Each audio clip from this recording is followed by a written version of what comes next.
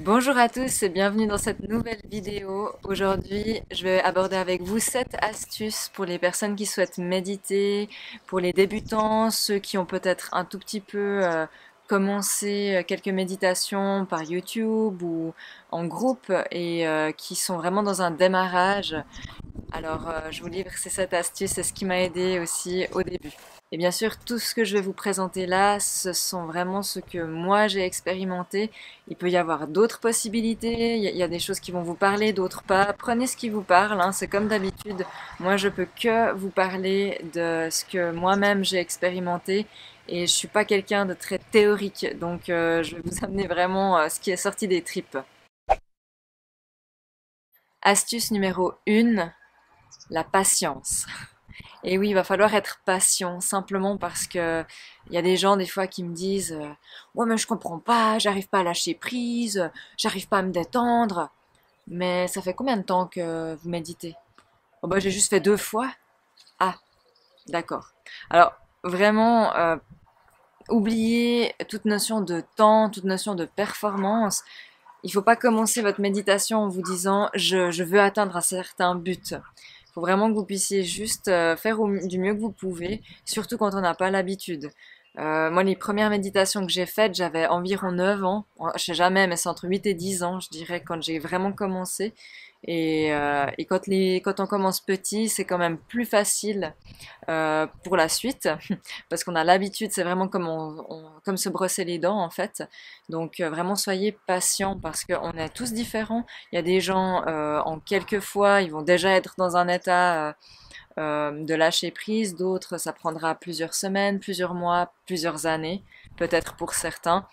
L'idée c'est pas d'atteindre la zénitude, l'idée c'est de pouvoir, malgré ce qu'on traverse, trouver un peu plus de calme à l'intérieur de soi et créer un peu d'espace.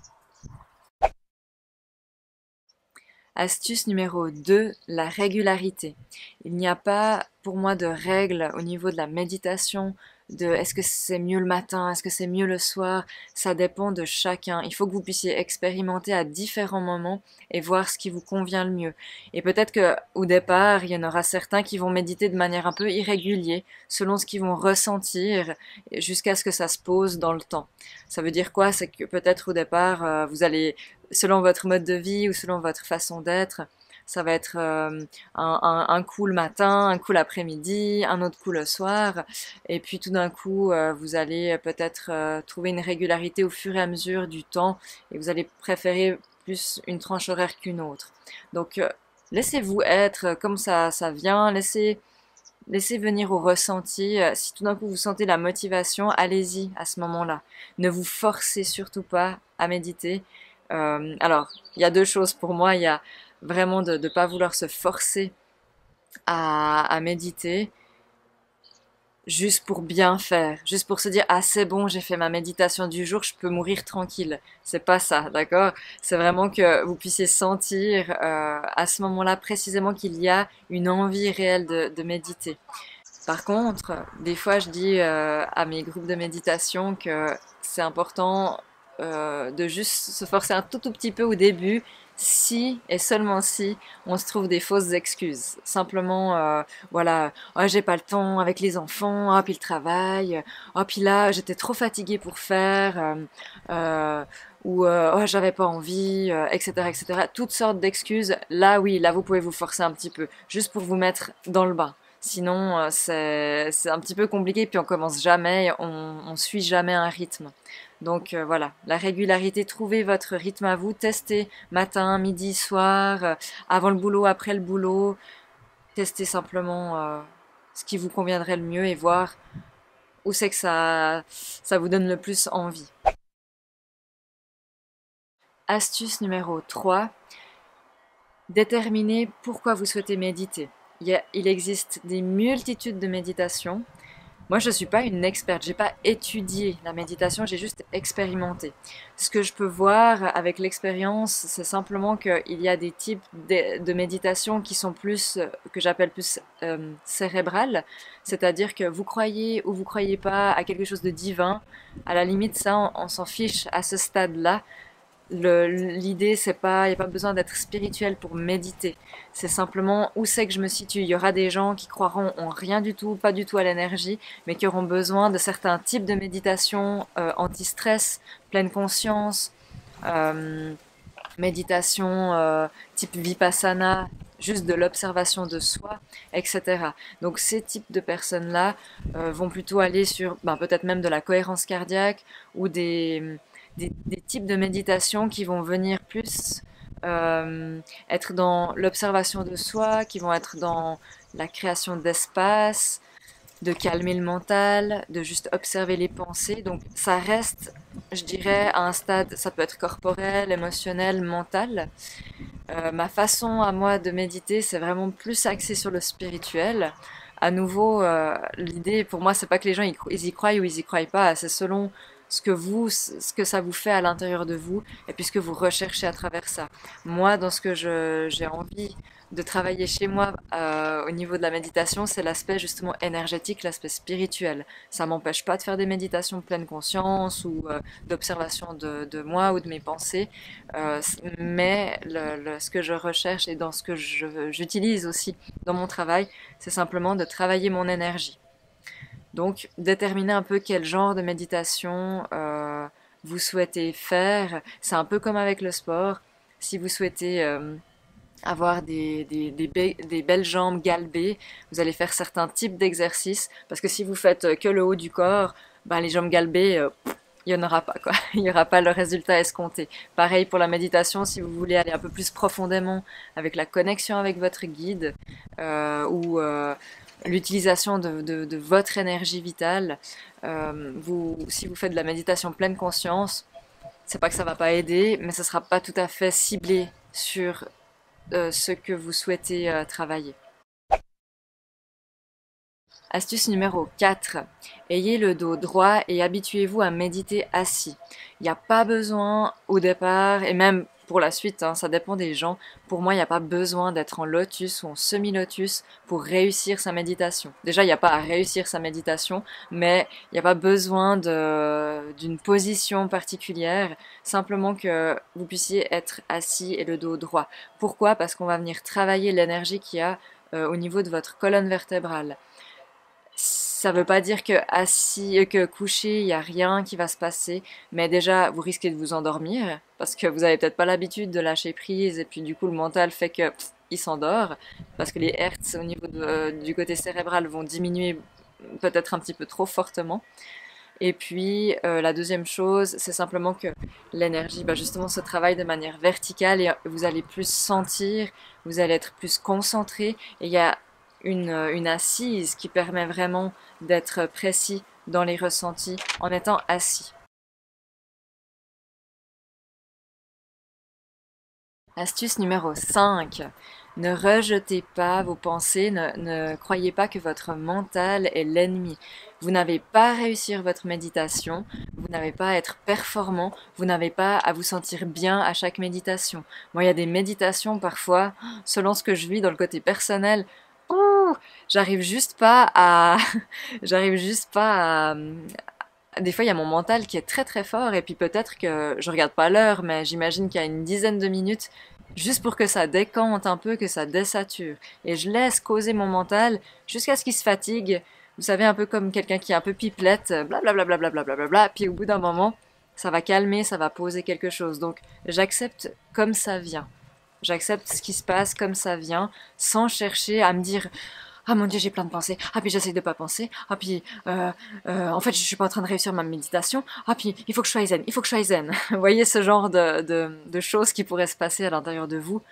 Fichez-vous-en. Vous avez juste à poser vos fesses sur une chaise, à mettre le natel de côté, le portable de côté, et puis simplement être dans la présence. C'est tout ce que vous avez à faire. Mais on nous a pas appris, ou peut-être pas assez mis en avant dans cette vie, de simplement se poser et, et de juste accepter ce qui vient. On veut toujours remplir le vide, on veut toujours se dépêcher de faire des choses, on veut tout. On n'a pas appris à juste être, et ça peut faire peur de juste être là. Et on se dit, mais il doit se passer quelque chose, c'est pas possible, et puis ça peut faire sortir un peu des angoisses. Donc, cinquième astuce, ne pas rejeter votre mental ou vos pensées. Laissez être comme c'est là.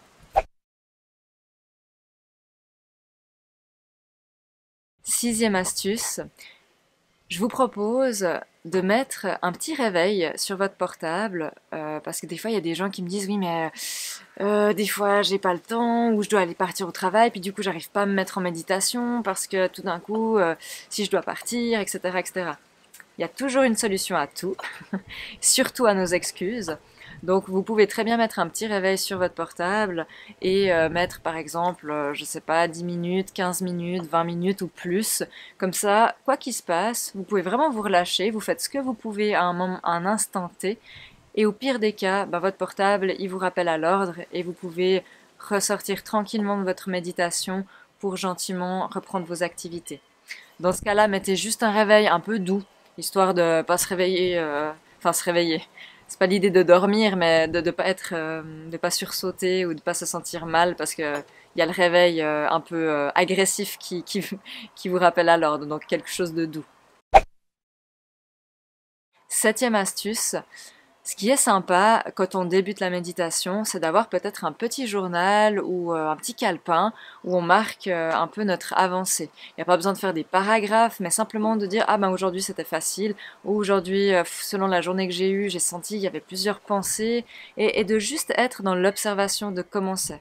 Ah bah là j'estime que c'était une méditation que j'ai appréciée, qui a été facile parce que si, parce que ça, ou ben là j'ai moins apprécié, ou c'était plus pénible, ou j'avais des flashbacks d'expériences passées, d'expériences de la journée qui sont revenus et qui n'étaient pas agréables et qui venaient être, qui se nettoyaient, etc. Donc ça peut être sympa parce que vous allez voir un peu votre progression et de juste pouvoir vous foutre la paix en fait, de juste accepter de commencer là maintenant et d'être compréhensif, d'être dans la compassion en fait avec vous-même, de pas vous mettre la pression. J'aimerais juste rajouter encore une chose, quelque chose qu'on me demande souvent, c'est combien de temps je fais pour méditer. Alors pour moi, de nouveau, il n'y a pas de règle. Par contre, il y a plusieurs études qui ont prouvé qu'on met un certain temps à rentrer dans la méditation et un certain temps à en ressortir.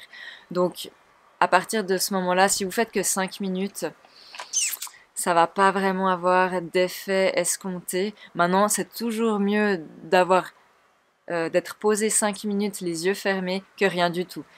Mais essayez de faire 15-20 minutes, ce serait l'idéal. 15-20 minutes, c'est quand même sympa. En dessous de 15 minutes, euh, pourquoi pas quelques fois si vous démarrez, mais par la suite, c'est quand même plus intéressant d'avoir ces 15-20 minutes par jour, ça c'est l'idéal, pour avoir vraiment euh, pour voir votre évolution, en fait, pour que l'énergie se pose, pour que la méditation, la respiration fasse son travail sur vous, sur vos angoisses, sur votre corps, sur vos tensions, vos crispations, mais aussi tout ce qui est en lien avec votre énergie pour décristalliser ce qui a pu être emmagasiné dans votre énergie. Pour moi, tout ça c'est lié, hein, mais je fais un peu des séparations selon le but et la méditation que vous aimeriez faire. Donc voilà un petit peu. Aujourd'hui, je médite plutôt une trentaine de minutes, parfois 1 heure. Je regarde pas, c'est pas parce que vous faites 1 heure que vous êtes les rois du monde, ça n'a rien à voir. Laissez-vous être juste dans l'énergie à faire ce que vous avez à faire et c'est-à-dire être, c'est-à-dire observer ce qui se passe. Et à partir de là, euh, les choses se posent naturellement. Il n'y a vraiment pas de. Ça ne veut pas dire que parce que vous avez médité 1 heure, c'est mieux que vos 10 minutes. Vous voyez, vaut mieux méditer de manière régulière, 10-15 minutes, vraiment pour le minimum du minimum par jour, plutôt que de méditer 1 heure une fois dans la semaine. Parce que ça va faire comme un pic et ça va redescendre à chaque fois. Alors que si vous faites de manière régulière, ça va avoir un impact plus stable sur le long terme. Et je vous ferai d'autres vidéos avec quelques points comme ça importants sur par exemple les bienfaits de la méditation, sur les techniques, les différentes méditations qu'il existe. Et ah oui, j'aimerais juste aussi préciser une chose, il y a des gens qui vont méditer avec de la musique, sans musique, de manière guidée ou non guidée. À nouveau, il n'y a pas de règle, mais essayez de varier un petit peu pour que, au final, vous puissiez méditer en silence. Pourquoi et non guidé? Pourquoi? Parce que on va ressentir encore plus précisément les choses, les sensations, ce qui est en train de se faire, se travailler, de bouger à l'intérieur de vous. Donc, si vous aimez écouter de la musique, écoutez-en, mais faites également sans. Et puis, d'une façon guidée, dès que vous avez compris comment ça se passe, guidez-vous vous-même à l'intérieur. Comme ça, votre tête sera pas, votre mental va être activé en fait avec de la musique ou une méditation guidée. Donc, essayez vraiment de vous guider vous-même à certains moments pour que vous puissiez vous débrouiller ensuite tout seul et être bien dans le silence. Alors voilà, j'espère que ces quelques astuces vous parleront et vous aideront peut-être à voir les choses sous un autre angle de vue pour vous qui débutez ces méditations. Et il n'y a plus qu'à, il n'y a plus qu'à. Alors bonne méditation, bonne expérimentation et puis faites-vous plaisir. À bientôt dans d'autres vidéos.